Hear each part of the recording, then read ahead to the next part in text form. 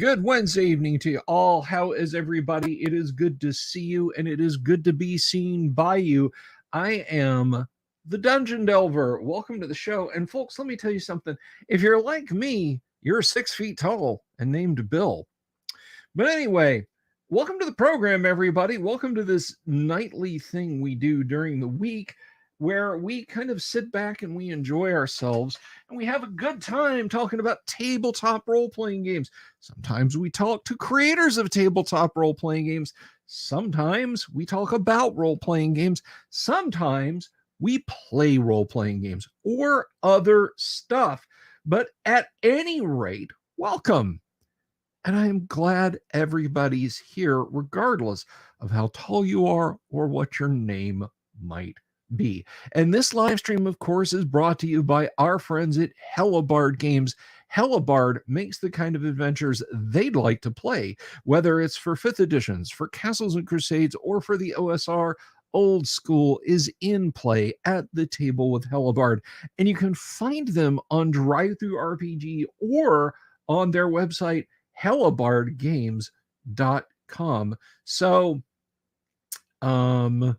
So yeah, welcome everybody. And I've put together what I think is going to be one of the better shows, one of the better live streams. So like if you're one of those people where you feel like you missed something if you didn't get to be the live stream and you're watching this later, I truly apologize. I am sorry that you didn't get to be on the live stream here. But if you are here, regardless of how you're here, out there watching, this could be later. I could already be, no longer with us. I could be speaking to you from beyond the grave. But anyway, however you're enjoying this, guys, I hope you are enjoying it. And if you do like it, please do give it a thumbs up and leave a comment below and tell me what you liked about it. And if you don't like it, give it a thumbs down and leave me a comment below. And you tell me what you didn't like about it. And I'll do my best to fix that. Daniel Rowan missed last night to do something with your 1E group. That is not you. No. You do not come in here and say, "Oh, I'm sorry, I missed last night. I was playing AD&D." It is entirely acceptable, my friend. All right. This is permanent TV. You can come back and watch reruns later. Blarg has collected vintage board games. I'm just going to say Blarg. Blarg has collected vintage board games for a few years. Well, then you're definitely going to want to stick around for the second half of the show because we've got some cool stuff coming. I saw something that it made me sad. I've talked about on this program before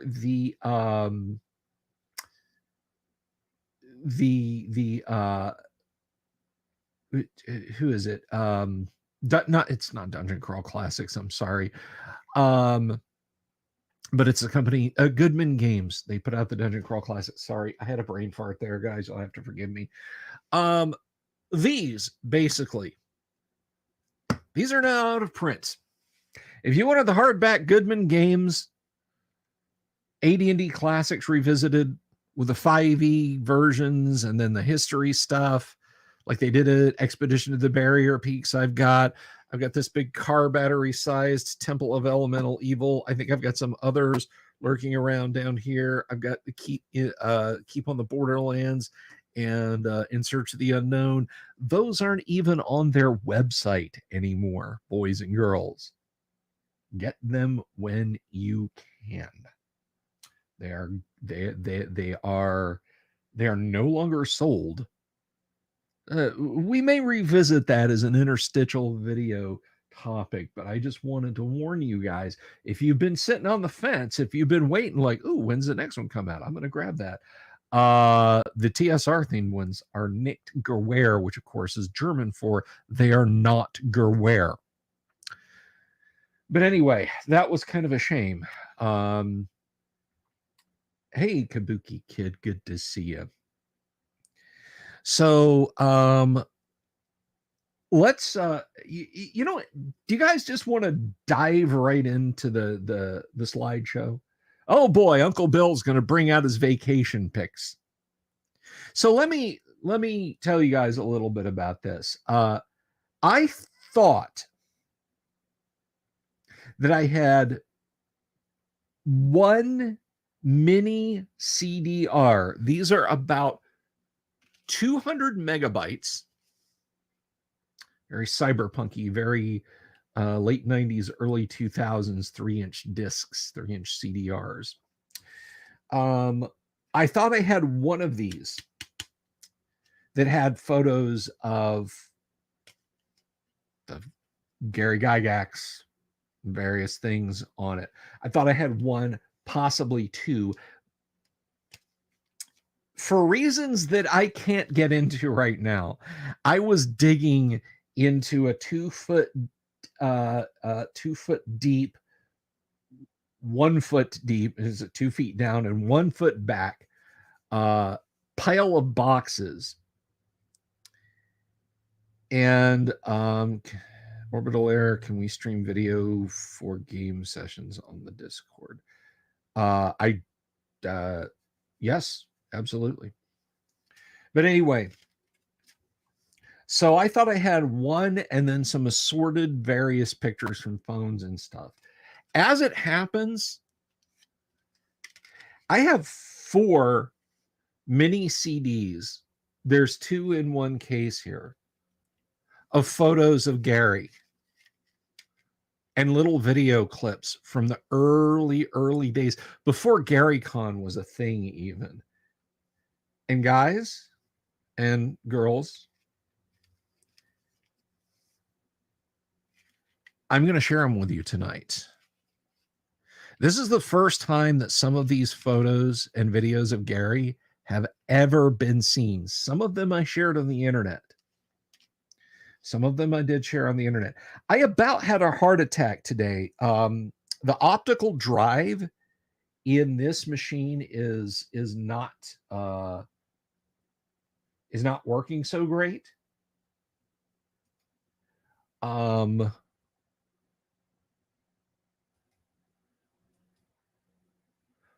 But sorry, just closing a window there. But I was able to get a lot of pictures off of these discs today. I think they're all still good. I think they're all these are all still good. And you guys are talking about the tech here. When this camera, can I find it? Yes, here it is.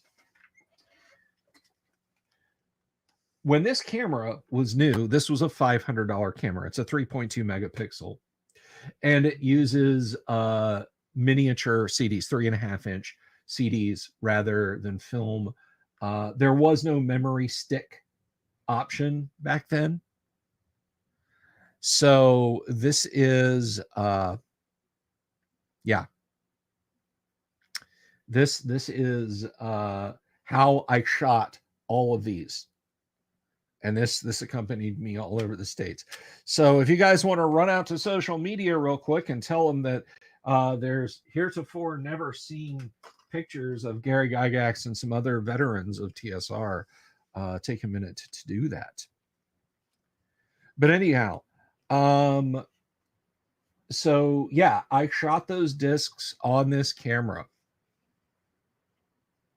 I do remember iOmega Jazz and zip drives. But I was going to talk about the tech a little bit. Yeah, I was going to talk about the tech. So at the time that this camera came out, $500 camera, a 3.2 megapixel camera that took flash discs was the same, if not a little bit more. And also, flash drives were measured in like 4, 6, and 8 megabytes. And they were expensive. They were $20-$30 each. I could get a box of 3-inch CDs for $30. And I could shoot all day. So that's why on disk. But bit rot happens. Now, bit rot is not endemic just to optical media. It can happen to magnetic media. It can happen to solid state media. It can happen to spinny disks. Deadly Dungeon Master, good to see you. It is raining. There might be some background white noise there, guys. So when I found those discs today, because I was already going to share the one disc that I found the other night when I was looking for stuff. But I found those other discs and I set around to recovering stuff. And that brings us here. That brings us here. Now, yes, we are going to play D&D Electronic Labyrinth. I've also got that set up.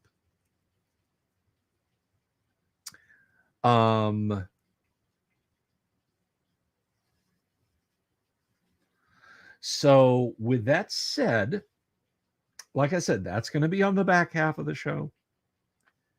Are you guys ready to check out some heretofore unseen Gary pictures? And a little bit of video. Are you ready?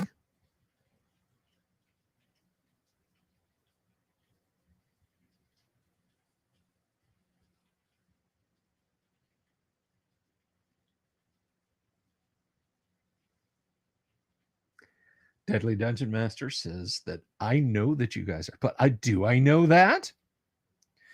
All right, so here we go. Now, this is not going to be very automated. I'm going to have to work in OBS a lot. I could have programmed all this into my Stream Deck, but I really, it would have taken a long time. So here we go. Let's flip over to Studio View 2, and let's start the first image slideshow. This is from LGGC 2006. Lake Geneva Gaming Convention. Or wait, no. I'm sorry. I misspoke. This is from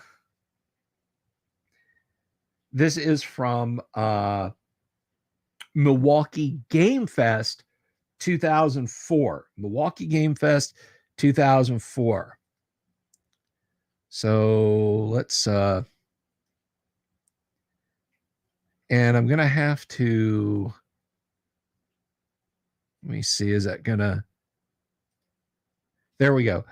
So first picture, this is an unsuspecting Rob Kuntz. Of course, the one of the earliest creators for Dungeons and Dragons. Rob was there. First time I met him, I did not realize that at this convention, it was the first time that Rob and Gary had seen each other in almost 20 years. Now, does that blow your damn mind? And there's the man. He was autographing someone's book. I don't know that it was mine.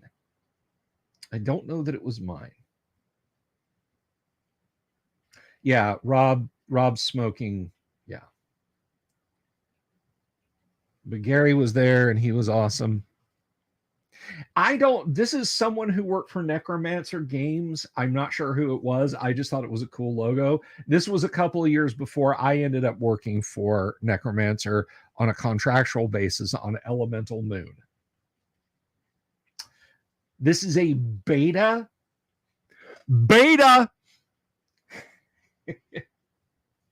This is a beta Castles and Crusades Player's Handbook, a 3-ring binder that was mostly notes of how to not get busted by WotC for making a game that was too close to AD&D. Okay, I'm kidding about that. But it was primordial at the time.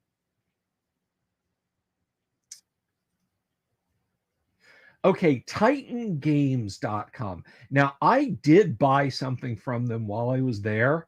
I bought my copy of was it Eldritch Wizardry? No, I bought a copy of Gods, Demigods, and Heroes. Which, do I have that to hand?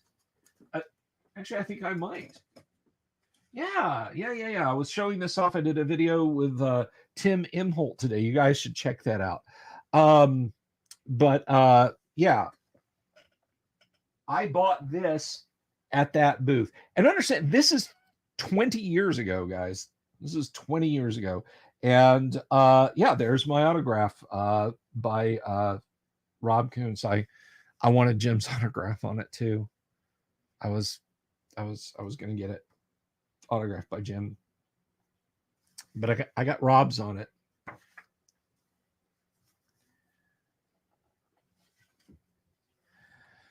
Okay, let's move on. That fellow in blue denim is an artist who worked for Troller Games. That is Peter Bradley. I think he still does. I think to his left, bent over the table there. Oh, that sounded bad. Standing next to the table, stooping, is Stephen Davis, and that is Steve Chenault, or Chenault, however you pronounce it. Sitting down facing the camera, but of course their faces. This fellow here, I'm not sure if my pointer is showing up, and I know it's not showing up. The fellow facing out talking to Peter, I don't know him. I don't think I actually met him. Did I trade used gaming items? No, I did not. I did not bring anything with me to trade. I brought my copy of Keep on the Borderlands and my Dungeon Master's Guide. And Gary autographed those for me. Okay, so Dwarven Forge. Dwarven Forge had a table there. They were running games there. Wheeling Dragon, hello. How are you, my dear? This is a game. I felt so bad because this guy was like hyping me up on playing this game. It's basically kind of a Mars Attacks sort of game. And as I'm looking around and he's like, oh, you can play these army guys and yada, yada. And I said, well, I'll play till Gary gets here. No, Vaughn, this was almost 2 decades before Critical Role. Having a lot of Dwarven Forge out on the table doesn't make a Critical Role setup. Anyway, yeah, I was going to play this Martian Invaders lightweight humorous war game that you play with army men and stuff. And then Gary got there. And I said, I would, but I got a thing. And they were sad, and I feel bad for ditching them, but anyway. I don't know what this castle was for. It just looked freaking awesome.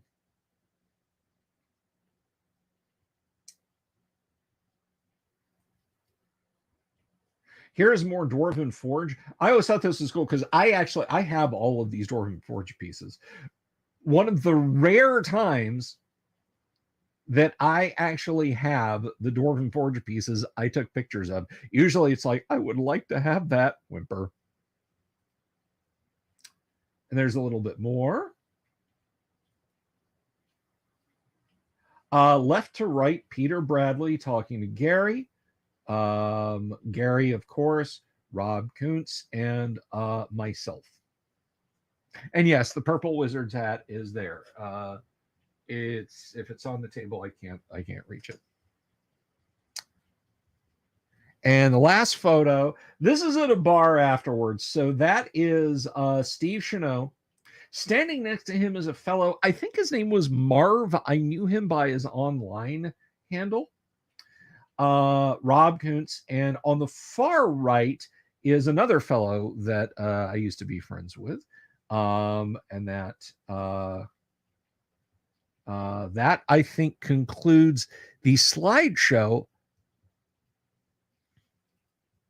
Now, let me see if this will work.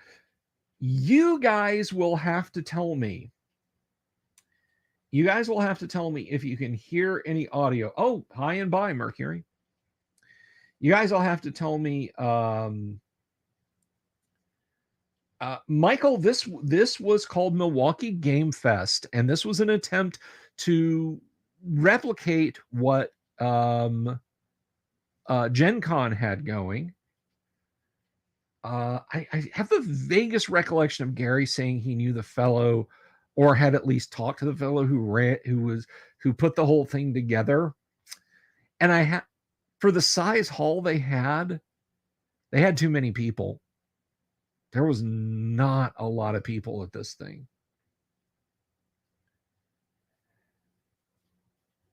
Okay, so anyway, let's see if this video will play for you guys. You haven't noticed your okay, so this is the video. Do you guys hear audio?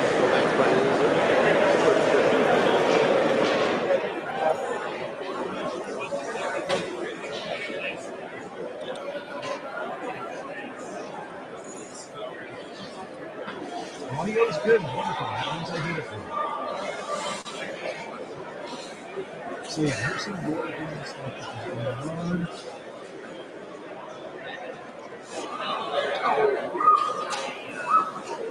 I want to grab every box of them and take it slow. I mean, I also want to grab some pieces in there as well. So I wish I could put that one.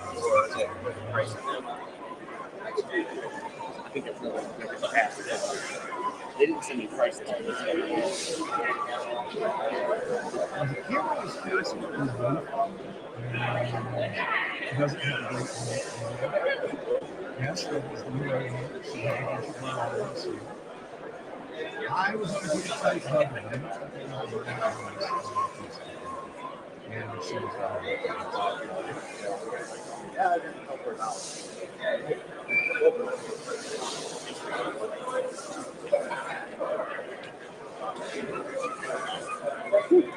Besides, I never want to end up and then, of course, we know about the tours,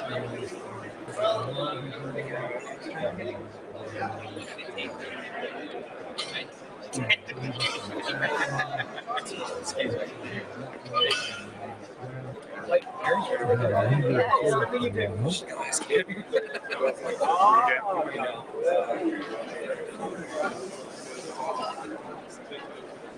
yes, ma'am. Just explain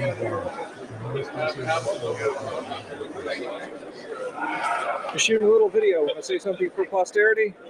Posterity? We should have said something for posterity. Something! I just want video evidence of the man who killed a helpless, defenseless, 8th level magic user. Yeah. In under 10 seconds, I might add.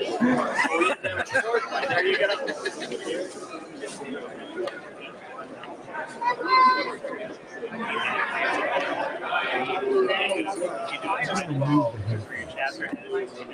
Really? But I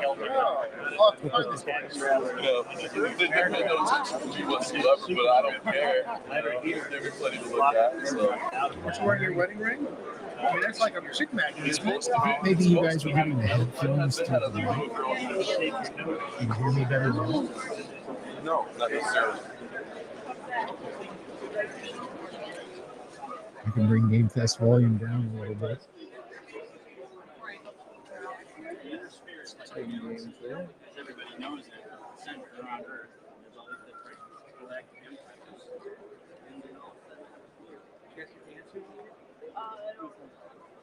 Slightly better. Okay. That's good. I mean, it's good that it's a little better.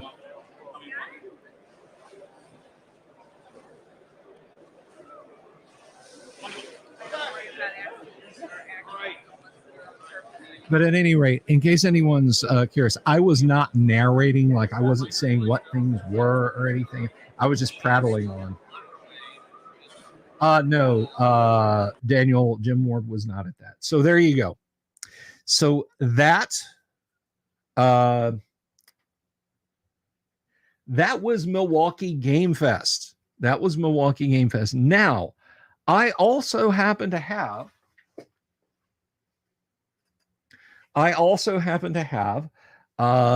more slides. I have more cool stuff. So let's go back to it. Let's go back over here. And I got to choose my sources carefully.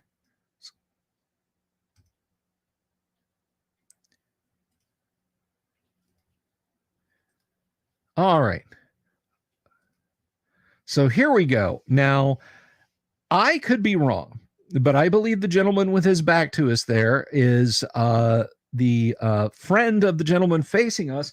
And if you're fans of this show, and you damn well better be, you guys will know that that is Paul Stormberg. That is Paul Stormberg there, and that is his buddy Martin facing away. Martin passed away, I think, just after this event. This, I think, was something that Paul was running at LGGC 06. So this is a couple of years later. There's a little more. Now, if I'm not mistaken, all of this is the artwork of Peter Bradley, but I could be wrong about that. But this is you can see the Castles and Crusades logo on the left-hand side of the table.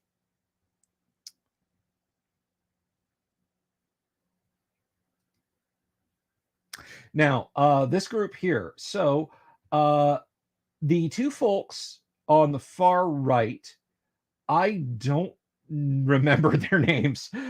They sat down. We were getting ready to play original D&D. Yes, this is 2006, Vincent.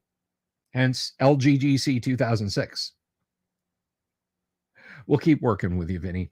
Anyway, that is Mrs. the Dungeon Delver next to the fellow in the orange shirt who was on.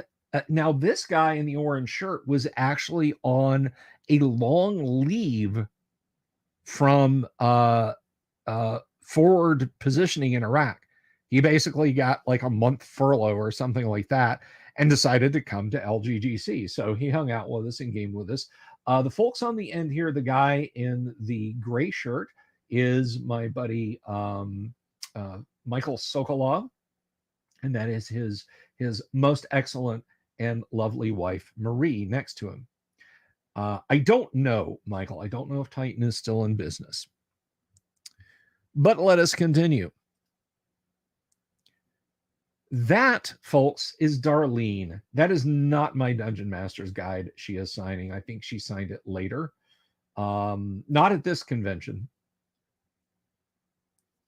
But that is Darlene.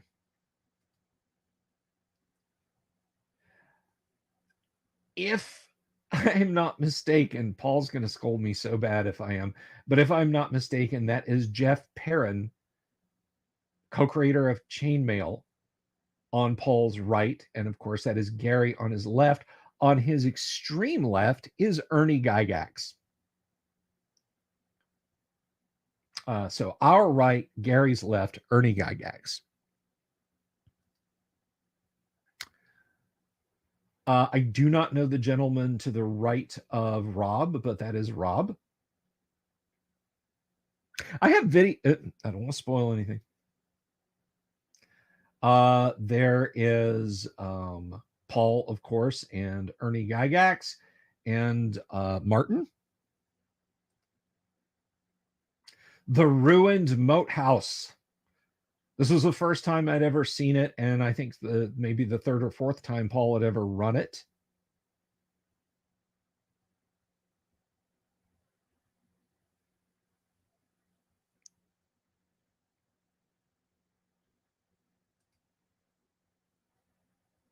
I love that shot. I absolutely love that photograph.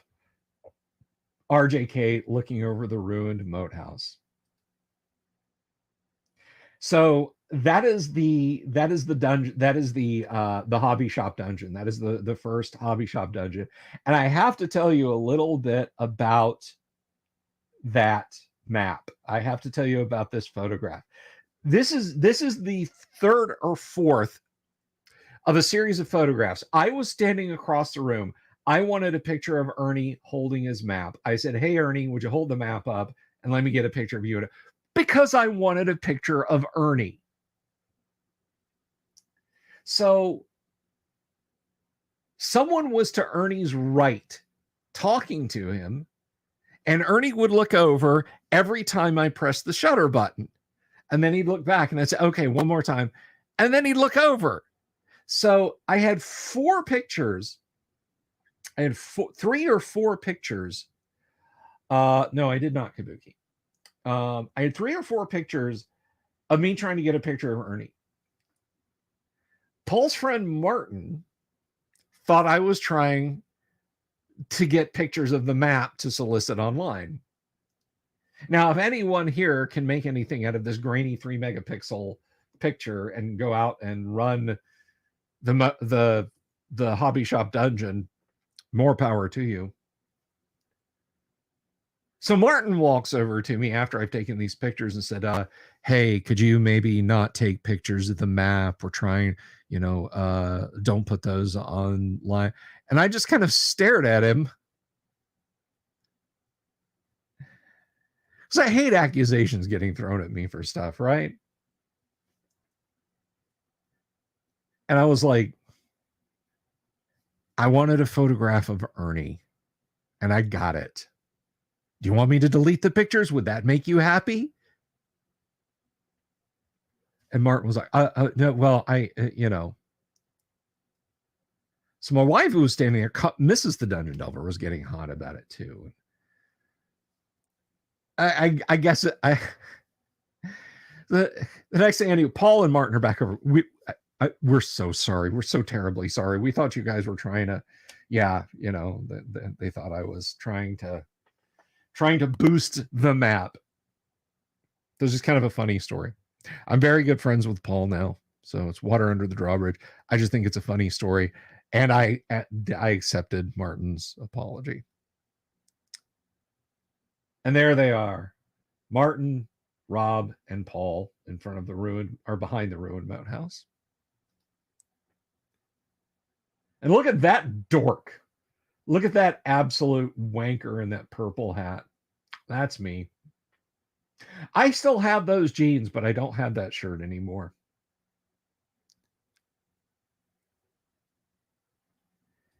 And of course, you guys have seen the pictures of me and the missus posing with Gary and so on. So I have 3 video clips. I have 3 video clips here that I will now proceed to share with you guys. I hope they're sized properly. And let's see. Let me turn that off. And here we go. I'm not going to talk during this, by the way.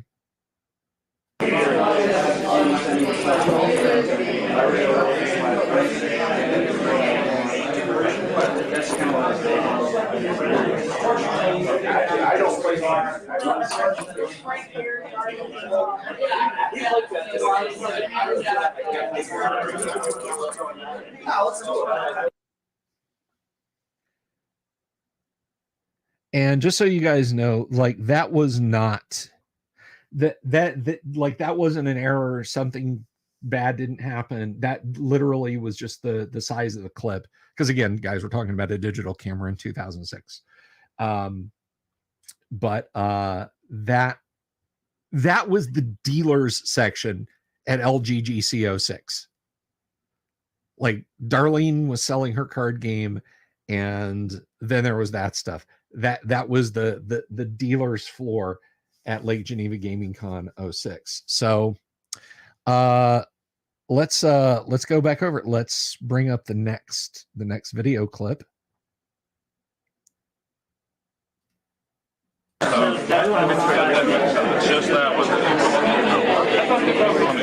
You're shooting a little video. Okay. Thank you very much. I get so much of this sent to me to take to friends and get autographs.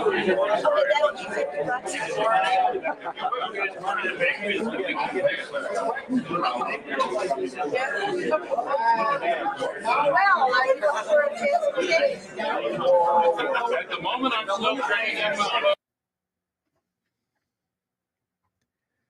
I suppose I should have thrown those in an editor and like stitched them together with transitions and stuff like that. But that, of course, was Darlene.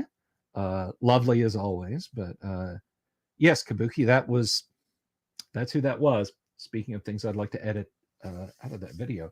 But anyway, so yes, there was the lovely Darlene there, looking awesome as always. And we have one more video clip. After this, that's it. We'll get into the board game stuff. So let's take a look here. Yeah. Smile, Rob. Oh, you're filming. Yes, because the figures are moving so quickly, you don't want to miss it. Yes.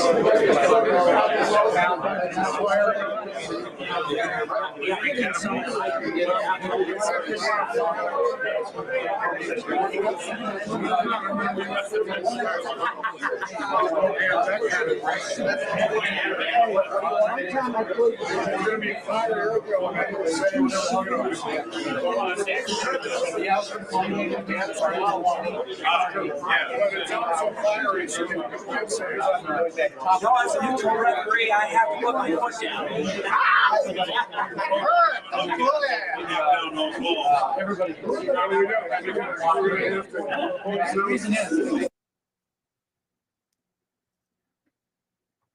And there you guys go. So that was basically the motion picture of the photo that I took. And someone pointed out, who was that, Kabuki?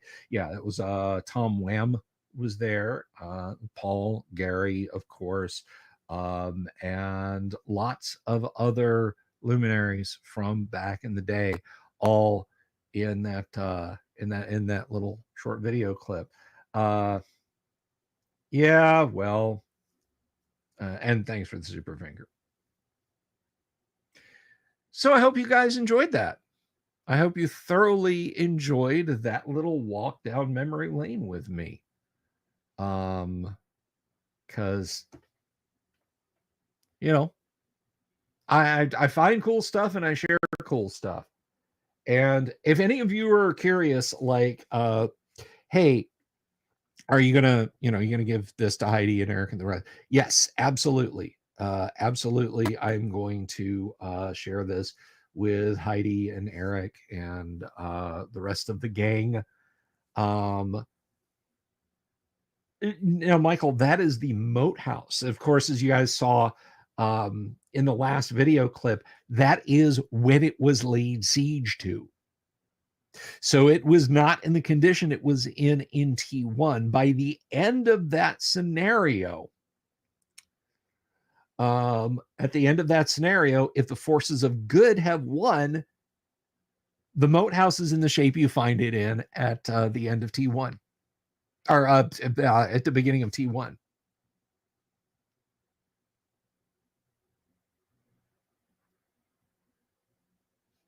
Bill the flamethrower. So I have some more, but really, like I said, there's pictures. Like, you guys don't care about downtown Lake Geneva. I do have one that I wish that I had. I wish I had included in that, and it is a picture of Gary's house. But you can find those online. No, they were playing chainmail, Kabuki. They were actually playing chainmail that day. I do remember that.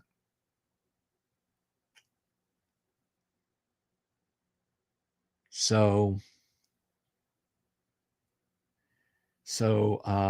2004 and 2006.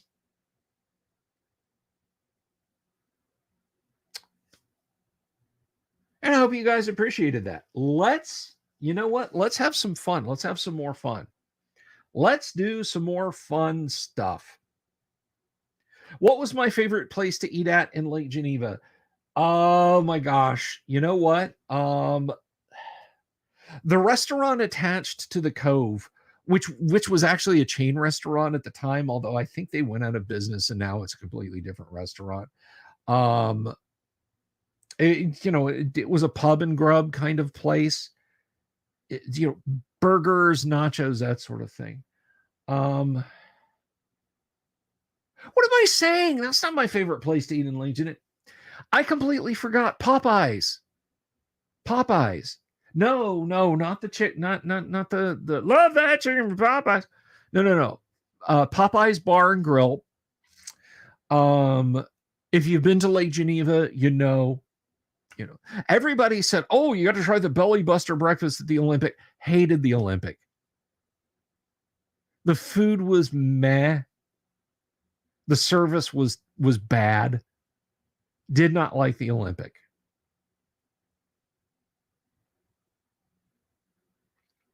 Chainmail is not difficult, Michael. It really isn't. You just have to have all afternoon, a sand table, and a bunch of miniatures to play.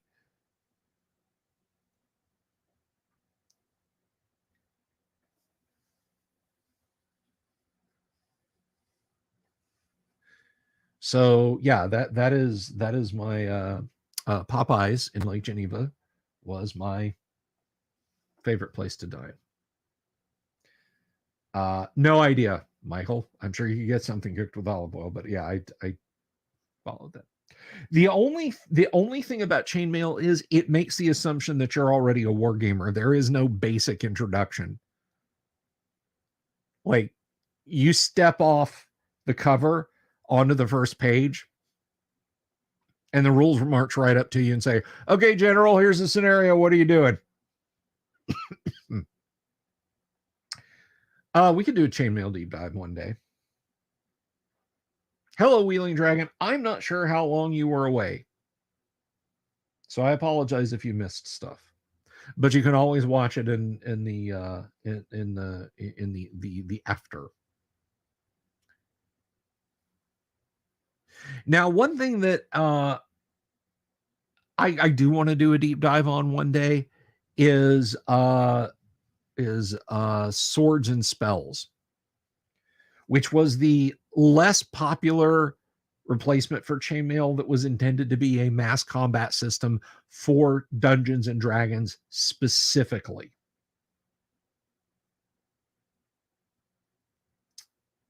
So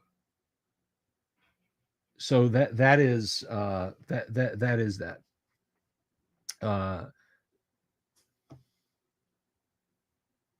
Don't be preposterous, Daniel. I would never give away my secret brownie recipe.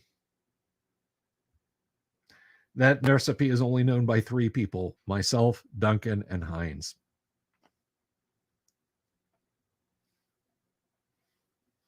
No, Vaughn, Swords and Spells came between, it was well before Battle System.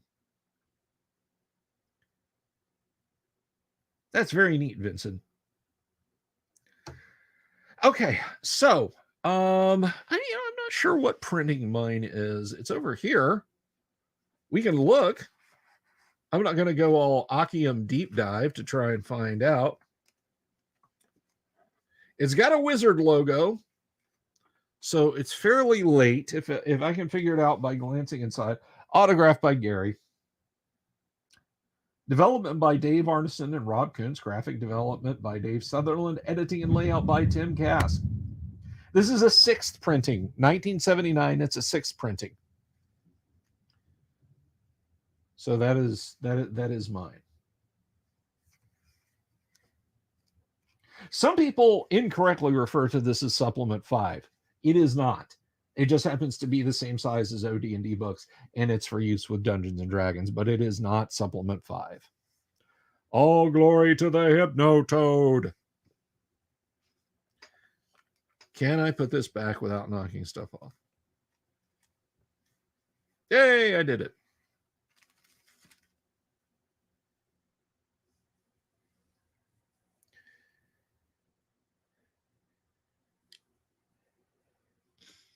Yeah, I think Swords and Spells, Vaughn, I think it's on drive-through. It's not difficult. It's a little clunky if you're not really into war games. So, hey, Doc Flamingo, welcome. You're going to want to watch the first 40 minutes of the show tonight. Let me just say, you don't have to do it now. You can stay live with us, but you are going to want to watch it. All right. So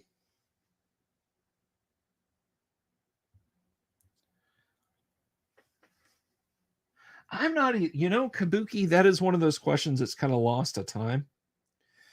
I mean, Paul would probably know.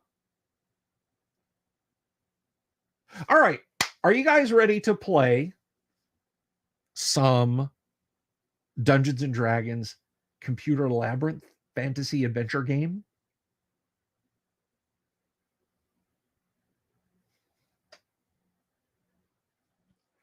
Another world, another time, in the age of wonder.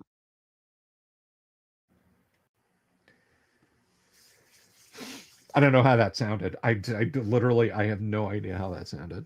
So, all right, let's get over here.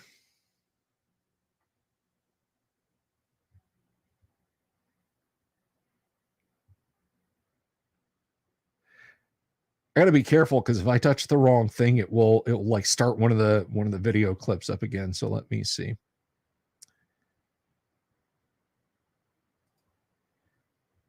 All right, and there we are. There we have the Labyrinth. Now, this is actually really simple, and we don't have to deep dive the rules on this at all. But I do want to, if I can I move that? Let me see. There we go. And make it a little bit bigger. We got some room on one side. Bring that over. Okay. Now, I have said before that this is an audio game, and it very much is. It very, very much is. We're going to play a one-person game first. So basically, what it is we start. I'm going to have to bring the actual web page up. We start in one of these rooms. I can select any of these rooms to be my secret room.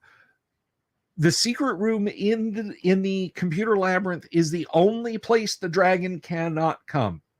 It's the only place the dragon can't get us. The computer will randomly select where the treasure is and where the dragon is and where the walls are. It does this with a TMS 1000, which is a computer on a chip, 64 bytes of memory, blah, blah, blah, blah.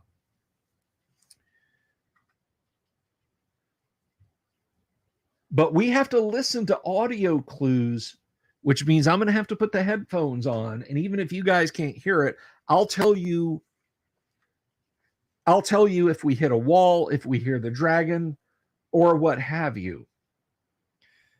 And we've got to know, based on these clues over here, based on these audio clues, what's going on. So let's place our warrior. I'm going to be bold, and for simplicity's sake also, hopefully for ease of retreat, I'm going to put our warrior 1 room right here. And we're going to tap next turn because we're just going to do 1 player. And I'm going to try not to miss anyone's comments. I don't really need to see myself on screen, but I do need to see what you guys are saying. All right. Let's do next turn. Did you guys hear like a beep or a buzz there? Did that carry across?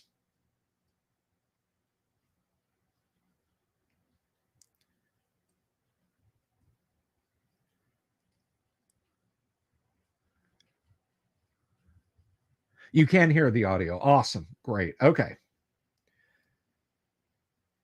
All right. So we're going to do next turn, and we're going to just do a 1-player game initially. And there I am. Warrior 1's turn with 8 moves. So we're going to go north. And that's 3. So I'm feeling like the computer is psyching us out, thinking like, oh, it's, it's down in this great vasty section of the dungeon, but it's hidden it like just ridiculously close. So I'm gonna head over. I'm gonna go to the left, to the west. I'm gonna head to the west in the dungeon. Okay, but I can't because there's a wall. Warrior 1's turn with 8 moves. Now, normally when you hit a wall, it passes movement back over to the other player. In a 1-player game, it just restarts your moves. So it's actually kind of helpful to hit a wall. So let's go north.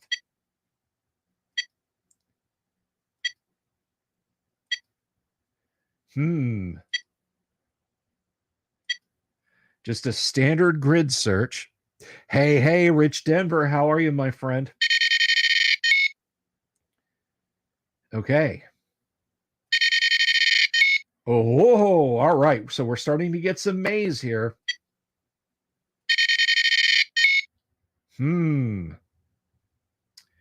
What do you think, guys? Should we keep searching south or should we hook back around and go down that passage that we have defined?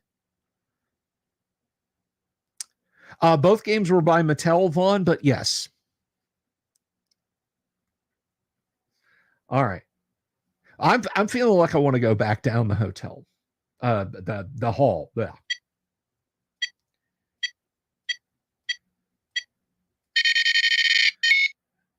It was just a niche. Okay.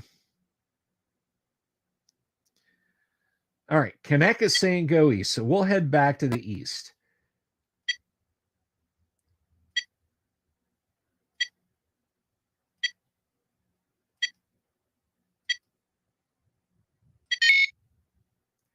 Okay.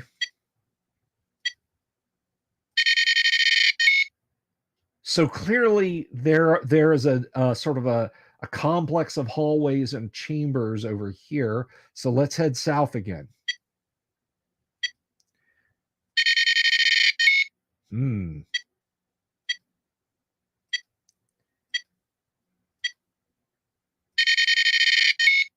All right.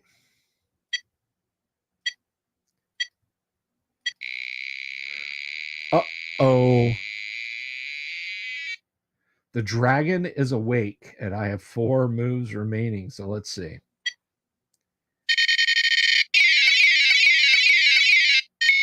Yikes. All right.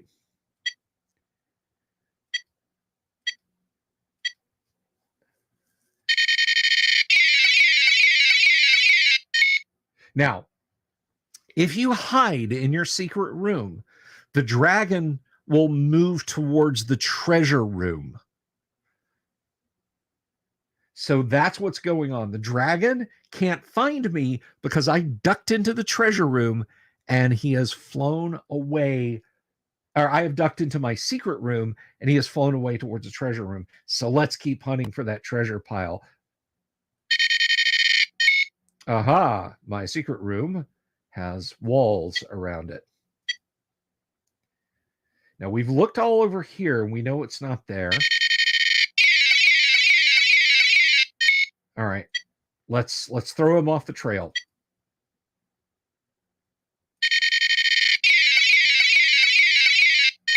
All right, so he's heading back towards the treasure room again.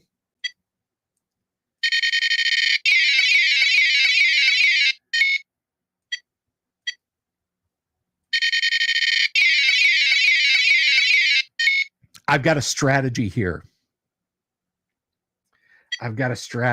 Guys. I'm throwing him off. And guys, if you haven't, if you're just joining us, if you're just checking this out, please do click the like and the like button. Click subscribe if you feel so compelled. Tell your friends about the channel.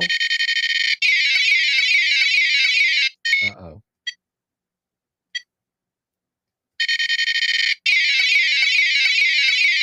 All right.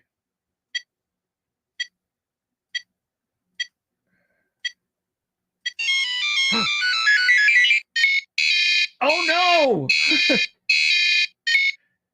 So we know where the treasure is. I have been wounded. I am down to 6 moves. Can I get the treasure?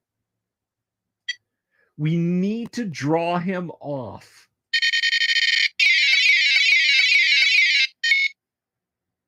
I don't know if we can do this, guys, because the dragon can move diagonally and over walls.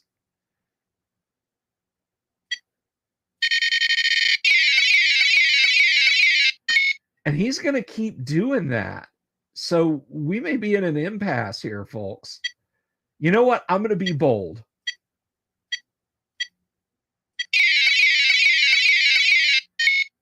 All right, you big scaly son of a gun.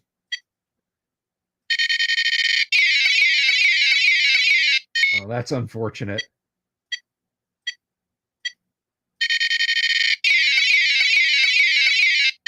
Oh, this is not good.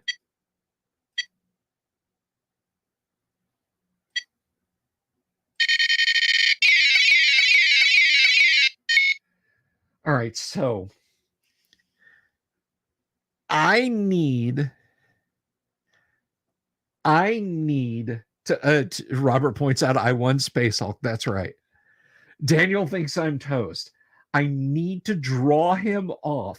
But the thing is, he can move diagonally and fly over walls. He is very OP. So let's see if I can do this.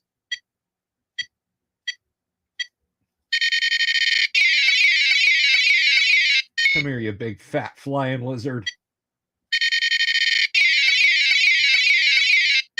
I ain't afraid of you. Okay, I might be a little afraid of you. All right, put me down as being completely terrified of him. 1, 2, 3, 4. Oh, that's not good. 1, 2, 3, 4, 5.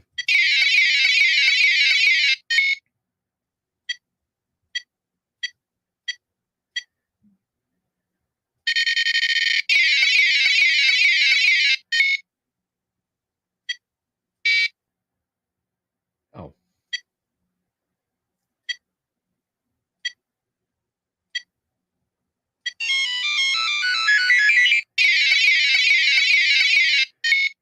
Okay. He can only move 1. That is my saving grace.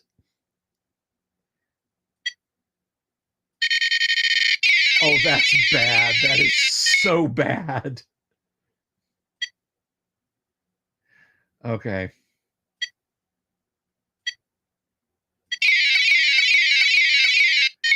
Okay.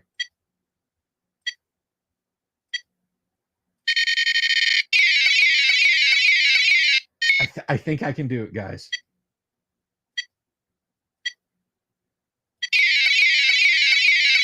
I'm going to do it. I'm about to do it. Yeah. I did it.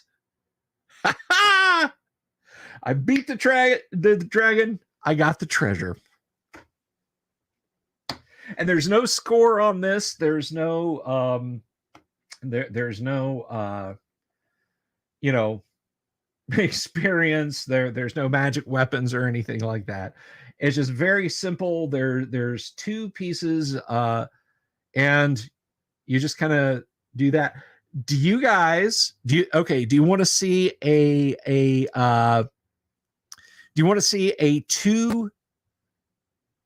two-player game? Now, obviously, nobody will be playing with me, but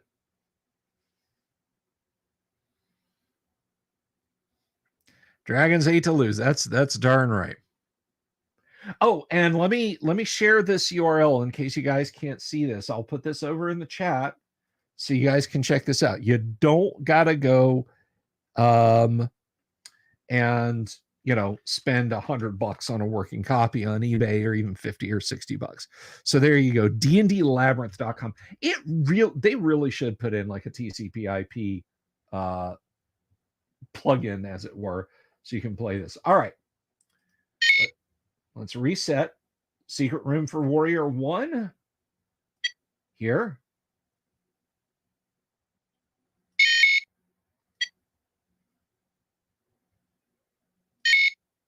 All right, Warrior 1.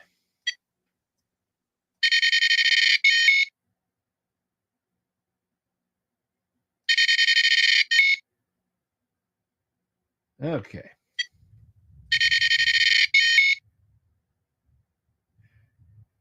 I'm not going to do this versus. I'm not going to do this versus. Let's have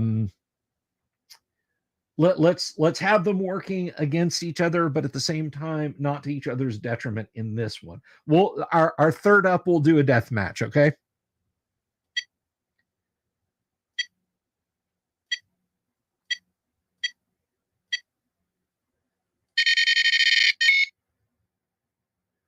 All right.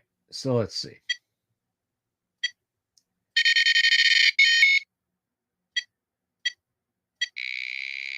Uh-oh, Dragon's a wakey.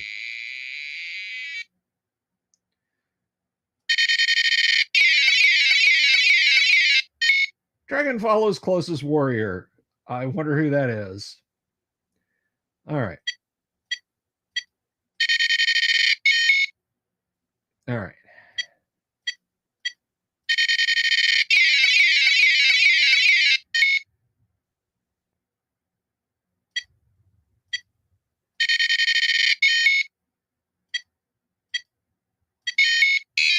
Uh-oh, it was Warrior 2. So Warrior 2 is sent back. He is injured. He now moves 6. Warrior 1 is fresh and hale.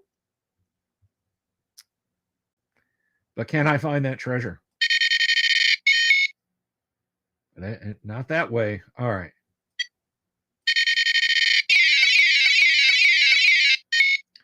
All right, Warrior 1 or 2.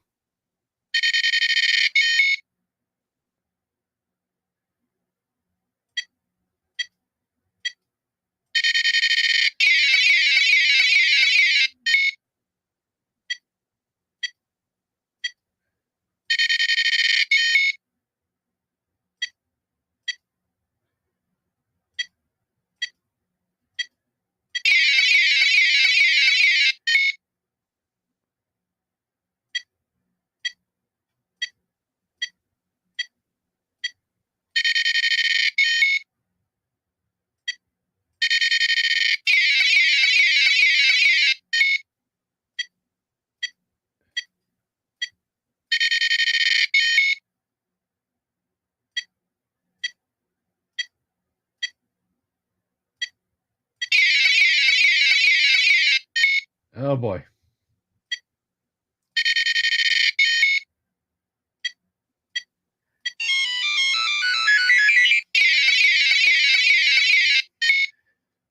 All right, Warrior 2 has the treasure, but Warrior 1 has the moves.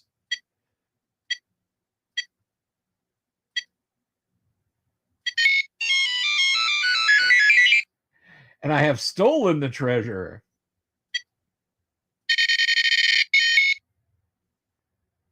Okay, Warrior 2. Warrior 2 has stolen the treasure.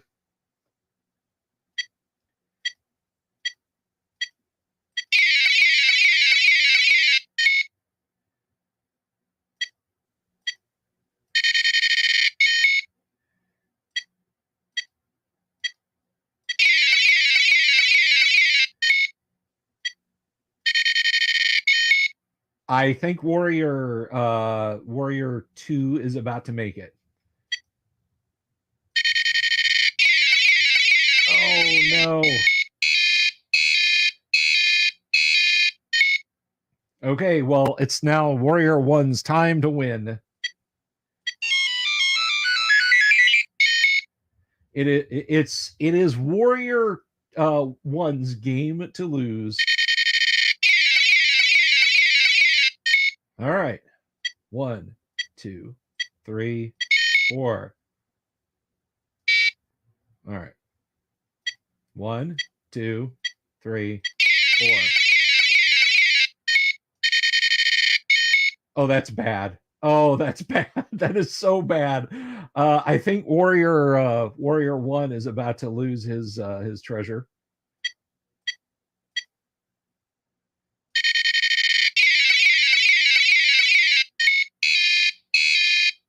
Yep, Warrior 1 lost the treasure. So here goes Warrior 2. Or let's see.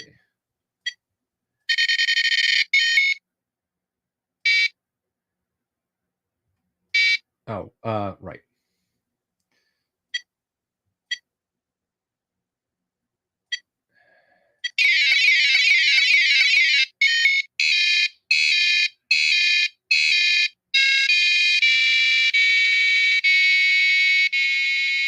All right, it's down to Warrior 1. Well, I said I wasn't gonna make this a versus game, but I had inadvertently turned it into.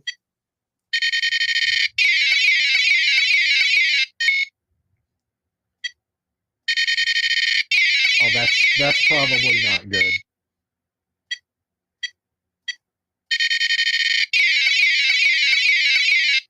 This is going to be exceptionally tough.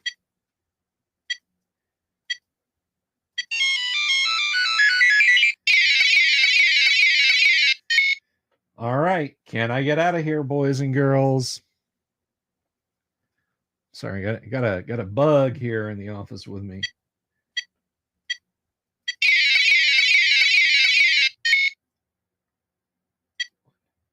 Two, three, four. I think I got it.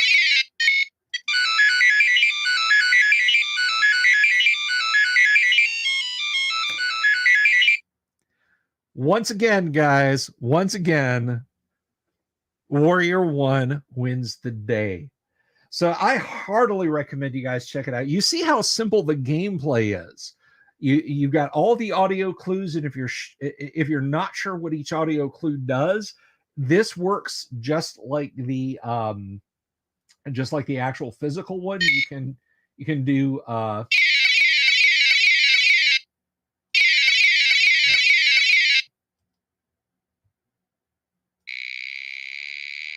yeah, you can do different keys. Oops. It's still.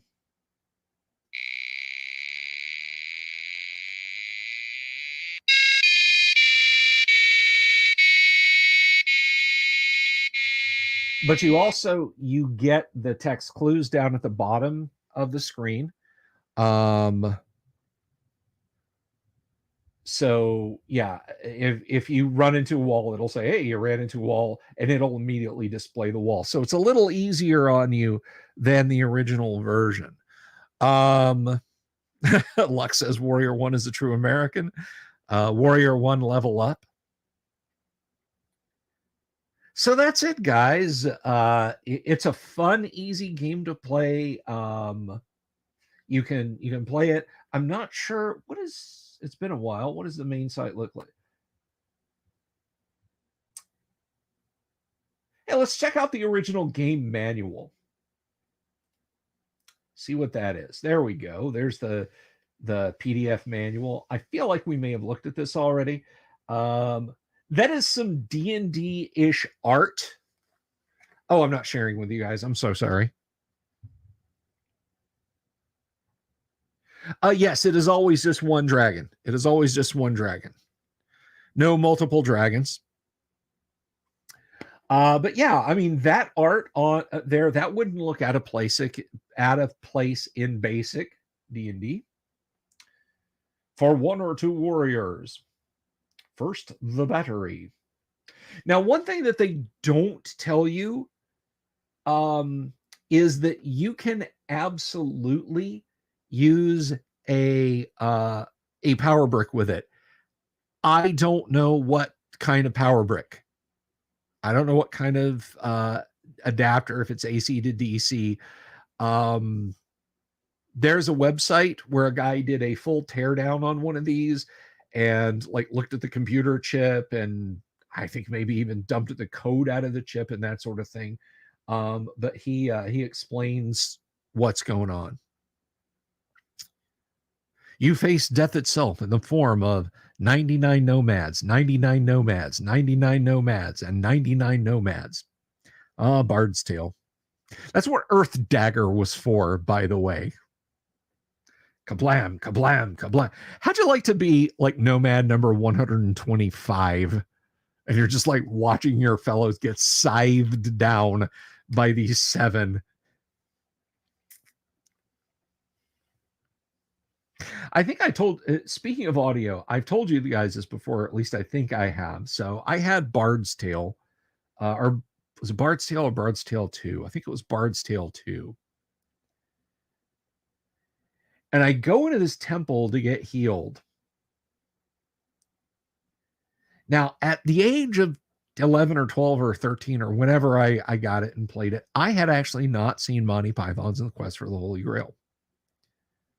So I go in and I request healing at this temple.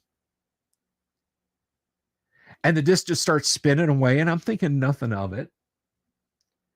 And I'm like, just jolted out of my reverie when after about 10 seconds of disc activity, I hear my Commodore 64 play a digital audio sample at me. And it is the monks from Monty Python and the Quest for the Holy Grail. Pie Jesu Domine, dona eas requiem.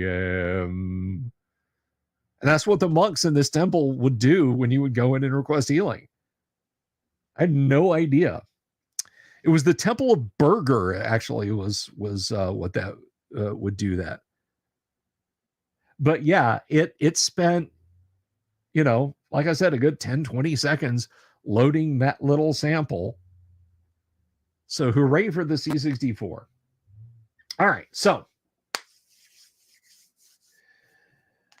Labyrinth, a structure containing an intricate network of winding passages hard to follow without losing one's way. Maze, Webster's New World Dictionary, second college edition. I feel like we looked at this already. Did we look at this? Did we already dig down through this manual, guys, or not? I know we looked at the manual for the handheld the other night when we played the handheld simulator. Because if we already did this, then we don't have to go down this route again.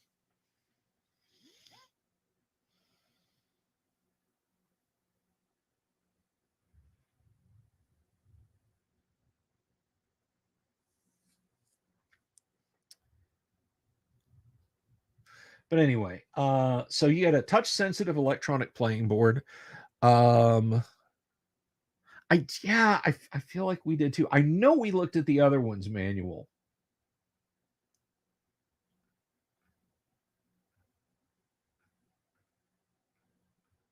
I don't know. I kind of don't know.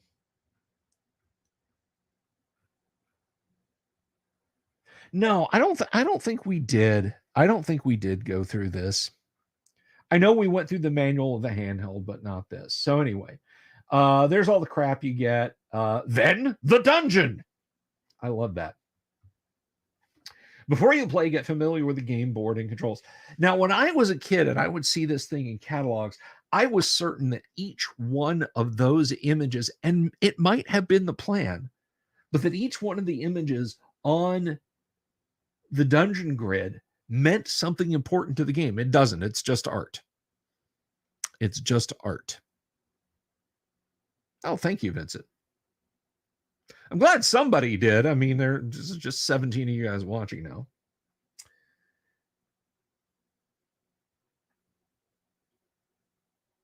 So, they basically explain, see, AC jack. So it actually does take power. I thought it was an earphone at first, which I'm sure parents would have appreciated at the time. So you can go to level 1 or level 2, next turn, sound preview keys, the AC jack, raised tabs for wall pieces, on-off switch, markers for secret rooms and treasure room, plastic wall pieces, 50 of those, the dragon figure, the treasure piece, and the warrior figures, and a storage dungeon for game pieces and instructions. Next turn, level 1, level 2 key is used alone to indicate the end of a player's turn. It is used with the switch key to select game level. Sound preview keys are used alone to preview the first 6 game sound effects. They are used with the switch key to hear the second 6 effects. Know the sounds. They are your only clues. The sound preview keys allow you to get familiar with the game sound effects before and during gameplay. It's an audio game, guys. Press them anytime to identify the sound clues you will need to know in order to play Dungeons and Dragons game well. When you press a sound preview key with the switch key, press switch first and hold it down while you press the sound preview key. These are the sound clues you will hear when you press the keys alone.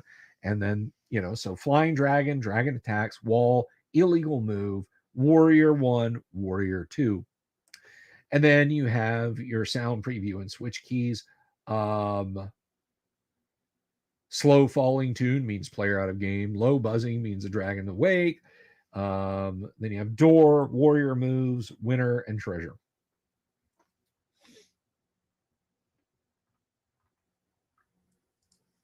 You can play Dungeons and Dragons game at a simpler beginning level or at a more difficult advanced level. The advanced game differs from the beginning game in overall difficulty and in the addition of doors. So clearly, we were just playing a beginner game when we played.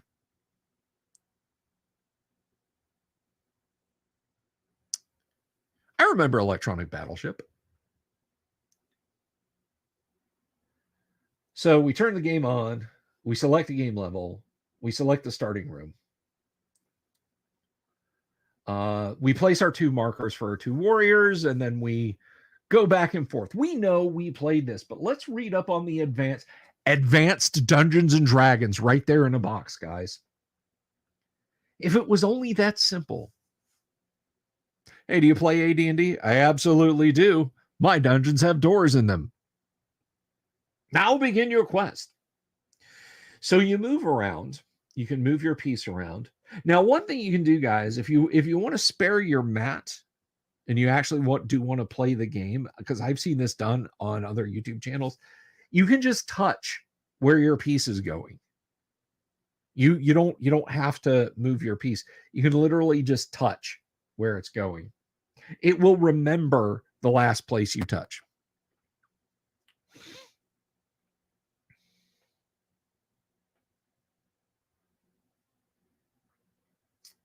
When you hit a wall, mark it with a plastic wall piece. For an even more difficult game, play on advanced level and do not mark the walls. This is a real memory test. You do not have to take all 8 possible moves. You can stop at any time by pressing the next turn key, or you can run into a wall on purpose. And then, of course, the dragon wakes. We know about what happens when the dragon attacks. The dragon is OP and can move wherever he wants in the dungeon.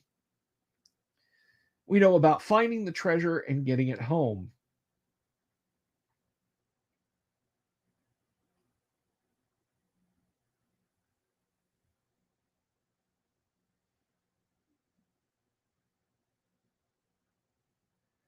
So, warrior strength factor in a 2-player game only applies in a 2-player game. Both warriors start out equally strong. Each time a warrior moves, he loses a little strength. Periodically during the game, the computer will renew your warrior strength back to what it was at the start of the game. You can never be sure when this will happen. That's a brutal dungeon master. A warrior's strength has nothing to do with his ability to move his maximum number of moves per turn.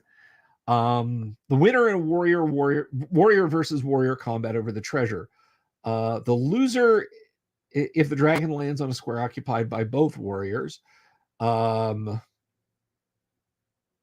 dragon attacks and wounds the weaker warrior as determined by the computer. The wounded warrior's tune and the dragon attack sound are heard, and the wounded warrior is returned to a secret room. The dragon and second warrior continue to occupy the same square until the second warrior moves away. If the second warrior stays on that square after his next turn, he will also be attacked and wounded. Warrior versus warrior combat. Once a warrior finds and takes the treasure from the treasure room, his opponent can try to steal the treasure from him. Anytime both warriors occupy the same square, even in passing, and one of them has a treasure, they engage in combat to determine who gets the treasure. The winner is decided by the computer based on each warrior's strength factor at the time of combat. I don't know if the simulator actually does that. The winner's ability to move is reduced to 4 because you're carrying that heavy treasure box with you.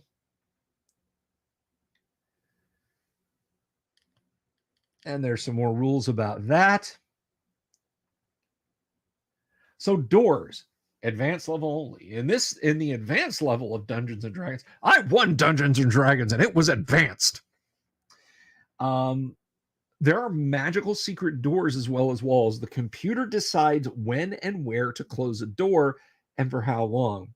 Doors are tricky because you never know when they will close. You may go through an open corridor on your way to the treasure room, grab the treasure, go back through the same corridor on your way home, and run smack into a closed door.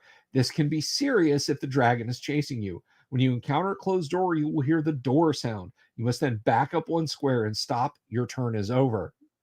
You will hear the other warrior tune or the dragon taking its turn, dragon flying sound. So there are doors in the dungeon.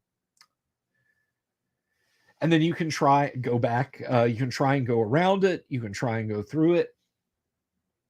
But there are door sounds. And then there's some game strategies suggested. When 2 people are playing, it's a good idea to cooperate at the beginning of the game in finding and marking as many walls as possible. It is in both players' interest to quickly locate the labyrinth walls. Find all the walls in the immediate vicinity of your secret room before you wake the dragon. Remember that if the dragon jumps you both together, it will only attack the weaker warrior. But remember also that the computer restores each warrior's strength at certain intervals. You can never be sure how strong your opponent is, or how strong you are for that matter. If the dragon is awake and chasing your warrior, divert it to chase your opponent by passing close to the other warrior, leaving him nearer to the dragon.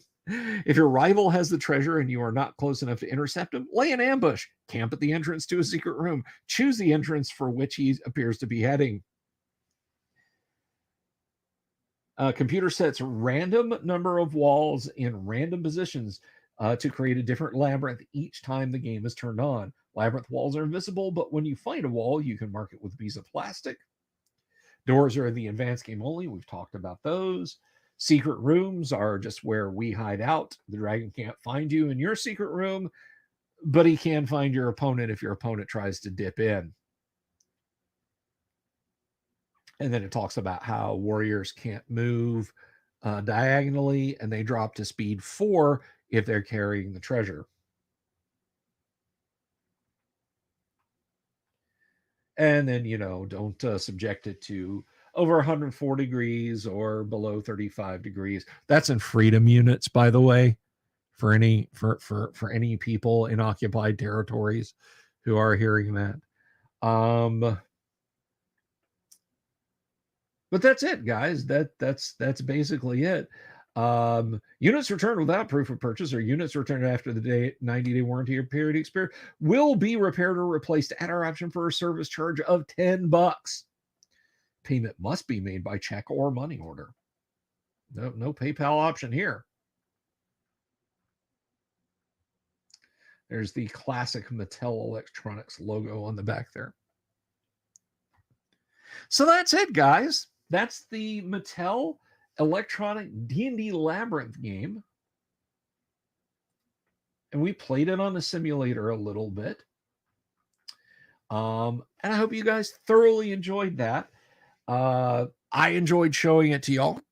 And that's about all I've got. Now, tomorrow night, we're going to continue our deep dive on Dungeon Module L2, The Assassin's Knot. And then on Friday night, we're going to play some first edition Gamma World. Now, a couple of things coming up. Heidi Gygax and Eric Garland will be here on the 18th of this month. Let me double check that. Yes, on the 18th of this month, Heidi and Eric will be here. I'm looking forward to that. That's going to be a lot of fun. And of course, don't forget, we have the Guac coming up. We got a lot of people signing up for that. I'm going to be dropping my name in the grid and my games in the grid just as quick as I can. So I hope you guys enjoyed tonight's game. I enjoyed tonight's game demo and tonight's photo review, as it were.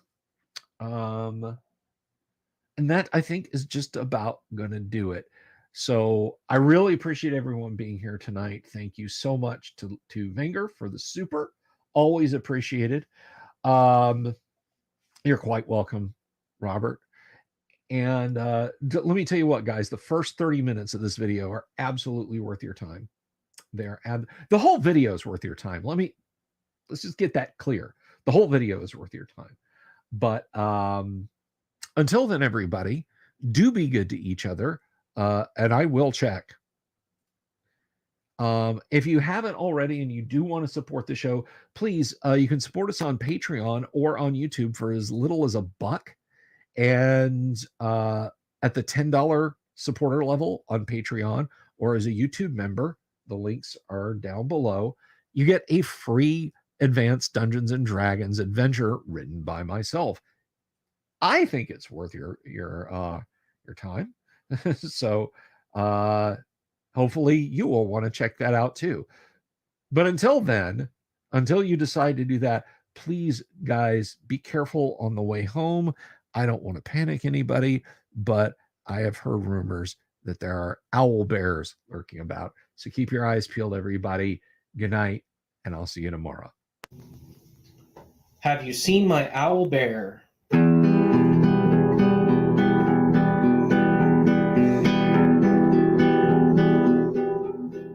Here's to all the weirdos everywhere in the woods and in the air. Have you seen my owl bear? Should I shave off all my hair? Bobs are all around. Some live in tunnels underground. Some are fat, some are rich, some are sleeping in a ditch.